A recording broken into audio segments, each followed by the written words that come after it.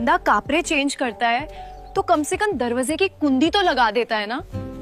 फूफी, मुझे क्या पता था कि आप उसी वक्त कमरे में आ जाएंगी। वैसे भी मैं कुछ गलत नहीं कर रहा था, कापरा ही तो चेंज कर रहा था। वो सब ठीक है, मगर मुझे देखकर थोड़ी सी शर्म तो करनी चाहिए थी। आप गुस्सा क्यों कर रही हैं? घालती मेरी थोड़ी थी, वो तो आपको अचानक देखकर मेरे होश उड़ गए थे, वरना मैं कभी ऐसा लापरवाह नहीं होता। होश तो तुम्हारे हमेशा उड़े रहते हैं। अब ये मक्खन लगाना बंद करो। मुझे पता है तुम जानबूझकर दरवाजा खुला छोड़ देते हो। अगर जानबूझकर छोड़ता तो आपको भागने थोड़ी देता। मैं तो चाहता था कि आप रुक जाएं। वैसे सच बताइए, आपको देख के बुरा लगा या अच्छा? बुरा क्यों लगेगा? अचानक था तो घबरा गई थी। अगर पहले बता देते तो मैं यूं चीख मार कर ना भागती। तो इसका मतलब है अगली बार मैं बता दूं? अगर मैं आपको बताकर बुलाता तो क्या आप रुक जाती? अगर तमीज से बुलाते और यकीन दिलाते कि कोई और नहीं आएगा तो शायद रुक भी जाती। बस फिर ठीक है, अगली बार दरवाजे की कुंडी आप खुद आकर लगा दीजिएगा, ताकि ना कोई आ सके और नहीं आपको भागने की जरूरत पड़े। क्यों?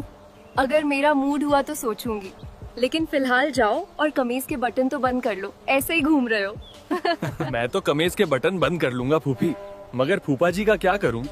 लगता है उनका बटन ही ढीला हो चुका है, जो ठीक से बंद होता ही नहीं। खबरदार जो फूफा के बारे में ऐसी बात की।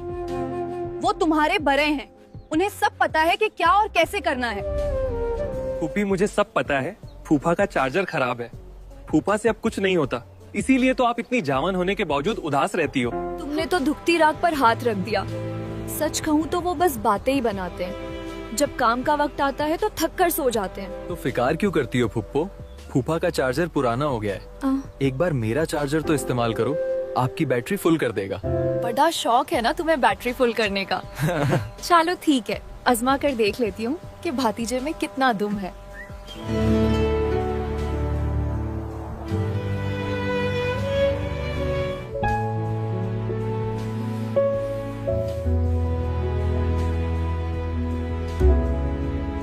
प्यारे दोस्तों, दिल्ली में राजेश नाम के एक साहब रहते थे। उन्होंने अपने घर के कामकाज और रोजमर्रा के सामान लाने के लिए अपनी पत्नी के भतीजे को अपने पास रख लिया था। भतीजे का नाम रोहित था। फूफा, राजेश का घर बहुत बड़ा था और उसमें कई कमरे थे।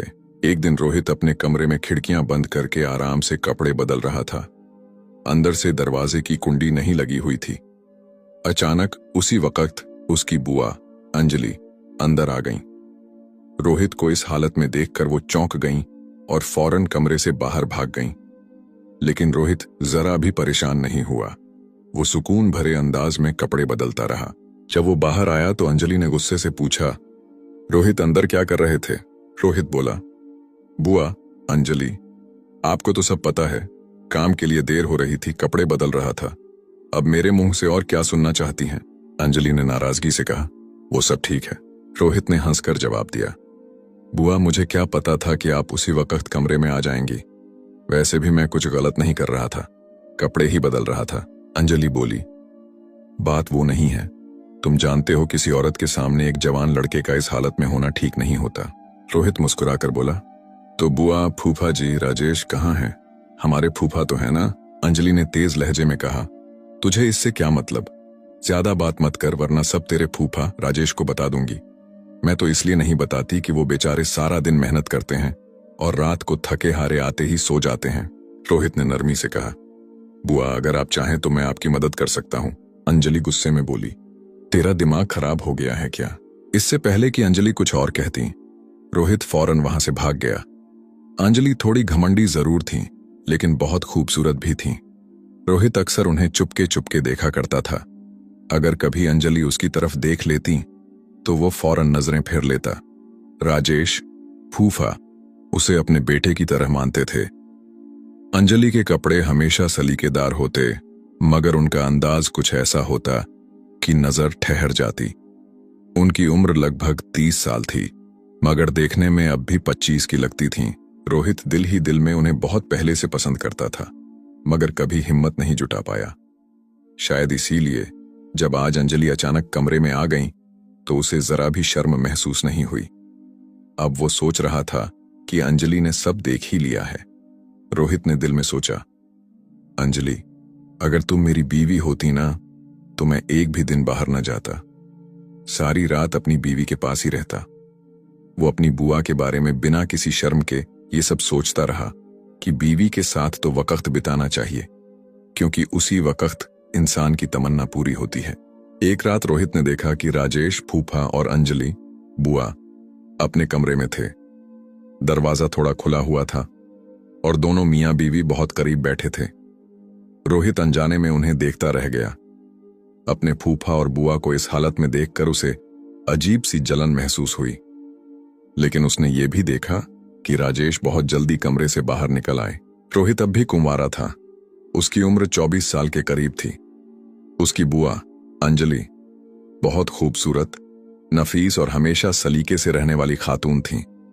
वो अक्सर रोहित से बेरुखी से पेश आती थीं। दोनों के बीच जैसे कोई अनदिखाई देने वाली लड़ाई चलती रहती थी, मानो बिल्ली और कुत्ते का रिश्ता हो। रोहित कई बार सोचता था कि बुआ अंजलि के इस रवैये को देखकर तो वो कब का ये घर छोड़ देता, मगर जाने क्यों नहीं जाता था। शायद कुछ था जो उसे रोक लेता था। अंजलि का गुरूर भी जायज था। वो किसी हीरोइन से कम नहीं लगती थीं। लंबाई अच्छी, चेहरा गोल, रंग गोरा और आंखें ऐसी कि जब रोहित की तरफ देखती तो सीधा दिल के पार उतर जाती थीं। रोहित शुरू में कोई न कोई बहाना ढूंढता रहता था कि बुआ से बात कर सके, मगर वो हमेशा उसे नजरअंदाज कर देती।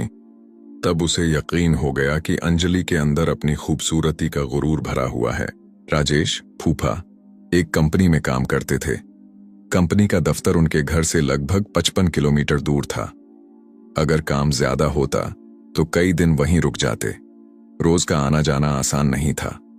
जब राजेश घर पर नहीं होते थे तो अंजलि अपने कमरे में अकेली रहती थी। रोहित ने कई बार उन्हें घर के दूसरे मर्दों से बात करते देखा था। उसके दिल में हल्की सी चुभन होती, मगर वो कुछ कहता नहीं था। रोहित को अब महसूस होने लगा था कि अंजलि अंदर से बहुत अकेली है। फूफा जी देर से आते हैं और कभी कभी तो आते ही नहीं। शायद इसीलिए अंजलि की ख्वाहिशें अधूरी रह जाती थीं। कई बार उसने देखा कि अंजलि अपने फोन पर रोमांटिक फिल्में और वीडियोस देखती थीं। अब उसे अच्छी तरह समझ में आ गया था कि जितनी जरूरत अंजलि को राजेश की थी, उतना वक्त राजेश उन्हें दे ही नहीं पा रहे थे। एक सुबह रोहित ने देखा कि अंजलि बहुत मायूस लग रही थी। रोहित ने पूछा, बुआ आपको बहुत बुखार है क्या? फूफा जी घर आएंगे या नहीं? अंजलि ने थकी और कमजोर आवाज में कहा, तेरे फूफा तो कई दिन तक नहीं आएंगे बेटा, ऑफिस के काम से बाहर गए हुए हैं। रोहित ने देखा कि अंजलि की हालत बिगड़ती जा रही है तो वो घबरा कर फौरन डॉक्टर के पास पहुंचा। डॉक्टर साहब, मेरी बुआ की तबीयत बहुत खराब है, उसने जल्दी से कहा। डॉक्टर ने मुस्कुराकर जवाब दिया, चिंता मत कर बेटे, अभी चलता हूं। कुछ ही देर में डॉक्टर घर पहुंचा। अंजलि को दवा दी, इंजेक्शन लगाया, चंद हिदायतें दी और चला गया। लगभग 1 घंटे बाद अंजलि की हालत संभलने लगी। अगली सुबह जब अंजलि बुआ नहाने जा रही थी तो रोहित ने पुकारा, बुआ 1 मिनट जरा इधर आइए। अंजलि पास आई तो बोली, मुझे माफ कर दो। रोहित ने हैरान होकर पूछा, किस बात के लिए बुआ? अंजलि ने कहा, मैंने तुझसे ठीक से बात नहीं की, पर तूने मेरे लिए जो किया है वो कोई अपना ही करता है। रोहित ने सर झुकाकर कहा, कोई बात नहीं बुआ, मैं तो आपको अपना ही मानता हूं। अंजलि मुस्कुराई और कमरे की तरफ वापस चली गई। रोहित ने पहली बार महसूस किया कि बुआ के दिल में उसके लिए नरमी आने लगी है, मगर वो जानता था कि ये वक्त अपनी भावनाएं जताने का नहीं है। उसने सोचा कि पहले भरोसा बनाना जरूरी है, जल्दबाजी सब कुछ खराब कर सकती है। अब वो अंजलि की हर बात मानता था, हर काम में उनकी मदद करता था। धीरे धीरे अंजलि का दिल भी उसकी अपनायत से भरने लगा। एक दिन अंजलि ने कहा, रोहित, तेरे फूफा राजेश तो अब बहुत कम घर आते हैं। अंजलि ने मजीद कहा, कभी कभी रात को मेरे कमरे में आ जाया करो, बातें कर लेंगे, अकेले मेरा भी मन नहीं लगता। रोहित के चेहरे पर हल्की मुस्कान आ गई। उसे महसूस हुआ कि उनके दरमियान कुछ बदल रहा है, मगर वो जानता था कि हर रिश्ता एक नाजुक धागे जैसा होता है जिसे संभालना आसान नहीं होता। कमरे में हल्की हंसी और हलचल की आवाज गूंज रही थी। रोहित ने ध्यान ही नहीं दिया कि अंजलि कब कमरे में आ गई। वो मोबाइल पर वीडियो देख रहा था और मजे ले रहा था। अचानक उसे हल्की हंसी सुनाई दी। रोहित ने मोबाइल उठाकर देखा तो पीछे बुआ अंजलि खड़ी मुस्कुरा रही थी। वो घबरा गया और फौरन मोबाइल बंद कर दिया। अंजलि ने हंसते हुए कहा, अब क्यों बंद कर दिया, डर गया क्या?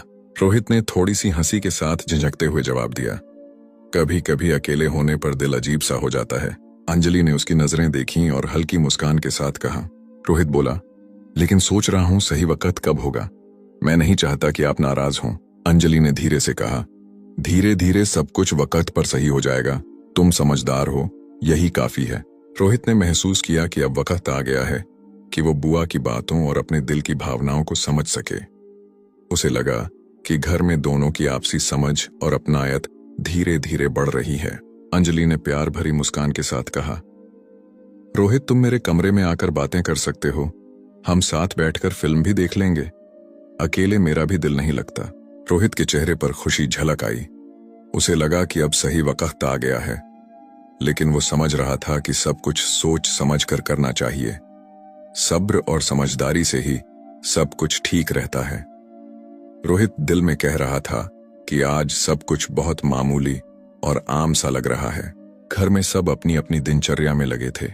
वो बुआ अंजलि से बातचीत करता रहा और उनके मूड और भावनाओं को समझने की कोशिश करता रहा। अंजलि ने धीरे से कहा, रोहित मैं जानती हूं कि तुम मेरी परवाह करते हो, तुम हमेशा मेरे लिए सोचते हो और इसी वजह से मैं तुम्हारी समझदारी को देख सकती हूं। रोहित ने मुस्कुराते हुए जवाब दिया, बुआ मैं आपकी हर बात और हर जरूरत को समझने की कोशिश करता हूं। मैं चाहता हूं कि आप हमेशा खुश रहें। अंजलि ने उसका हाथ पकड़ा, हल्की मुस्कान दी और कहा, तुम सच में बहुत समझदार हो गए हो, लेकिन मैं भी सोच समझकर ही कदम उठाती हूं। सब कुछ जल्दी में नहीं करना चाहिए। रोहित ने महसूस किया कि अंजलि के अंदर चिंता और भावनाओं का एक गहरा समंदर है।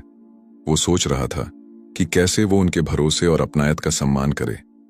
अंजलि बोली, मैं अब अपने कमरे में जाकर थोड़ा सोचती हूं, तुम भी अपनी पढ़ाई और काम पर ध्यान दो।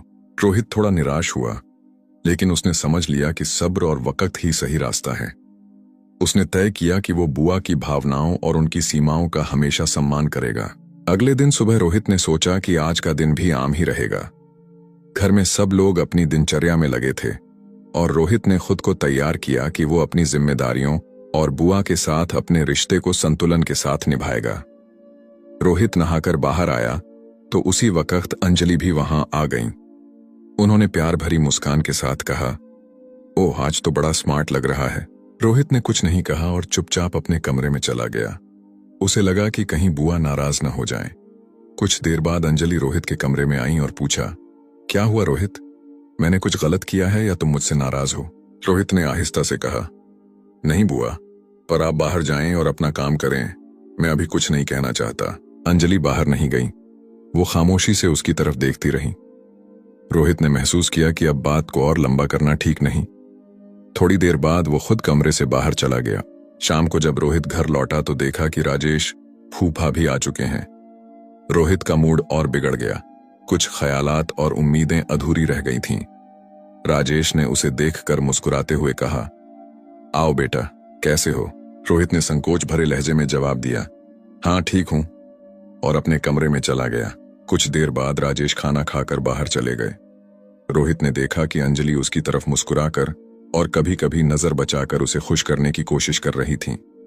रोहित धीरे धीरे खाने के लिए बैठा, मगर उसका मन अब भी हल्का उदास था। अंजलि उसके पास आई और नरमी से बोली, रोहित तुम नाराज क्यों हो? सब ठीक है ना? रोहित ने हल्की सी मुस्कान के साथ कहा, हाँ बस आज दिल थोड़ा भारी है। अंजलि ने प्यार और समझदारी से जवाब दिया, देखो मैं जानती हूं कि तुम मेरी हर बात का ख्याल रखते हो, तुम समझ जाओगे। रोहित ने महसूस किया कि बुआ के दिल में उसके लिए अपनायत भी है और चिंता भी। रोहित ने सोचा कि उसे हर बात धीरे और सम्मान के साथ संभालनी है। उसने तय किया कि वो अंजलि की भावनाओं और घर के माहौल का सम्मान करते हुए सब कुछ सही वक्त पर समझेगा। लेकिन उस लम्हे रोहित कुछ समझने को तैयार नहीं था। अंजलि ने नर्म लहजे में कहा, तुम समझ नहीं रहे हो, ये बहुत गलत बात है। रोहित की आंखों में नमी आ गई। वो बोला, गलत क्या है इसमें? किसी के काम आ जाना क्या गलत है? अंजलि ने एक गहरी सांस ली और कहा, चुपचाप खाना खा लो और सो जाओ। रोहित ने थोड़ा सख्त लहजा अपनाया, मैं सोता हूं या नहीं इससे आपको क्या मतलब? फिर वो धीरे से बोला, आज रात मैं ऐसे ही बैठा रहूंगा। ये कहकर वो अपने कमरे में चला गया। उसके दिल में कोई तूफान सा चल रहा था। वो समझ नहीं पा रहा था कि उसे गुस्सा है या दर्द। रात काफी गहरी हो चुकी थी। घर में सब सो गए थे। रोहित धीरे से अपने कमरे का दरवाजा खोलकर छत पर आ गया। ठंडी हवा उसके बालों से खेल रही थी। वो चांद की तरफ देखकर गहरी सोच में डूब गया। थोड़ी देर बाद उसे आहट सुनाई दी। वो मुड़ा। अंजलि आ रही थी। वो उसके पास आकर बैठ गईं और बोली, अरे पगले, इतनी रात को छत पर क्या कर रहे हो? रोहित की आंखों में आंसू थे। वो बोला, मेरा दिल बहुत बेचैन है बुआ। मुझे खुद नहीं समझ आता कि मैं क्या चाहता हूं। अंजलि ने उसका हाथ पकड़कर कहा, जिंदगी में बहुत सी बातें समझने में वक्त लगता है बेटा। तू सच्चा है, बस अपने दिल को सही राह पर रख। रोहित ने सर झुका लिया। दोनों देर तक चांद की तरफ देखते रहे। एक खामोशी थी जिसमें बहुत कुछ कहा जा चुका था। रोहित ने गंभीर आवाज में कहा, बुआ, मैं वादा करता हूं। रोहित ने कहा, अब कभी कोई गलत काम नहीं करूंगा। अंजलि ने धीरे से सर हिलाया और मुस्कुरा दी। रोहित ने सोचा कि अब उसे अपने कर्तव्यों को सही तरह समझना है। इतने में राजेश फूफा आ गए और बोले, मैं तुम दोनों को एक बात बताने आया हूं। मैं 15 दिन तक घर नहीं आऊंगा।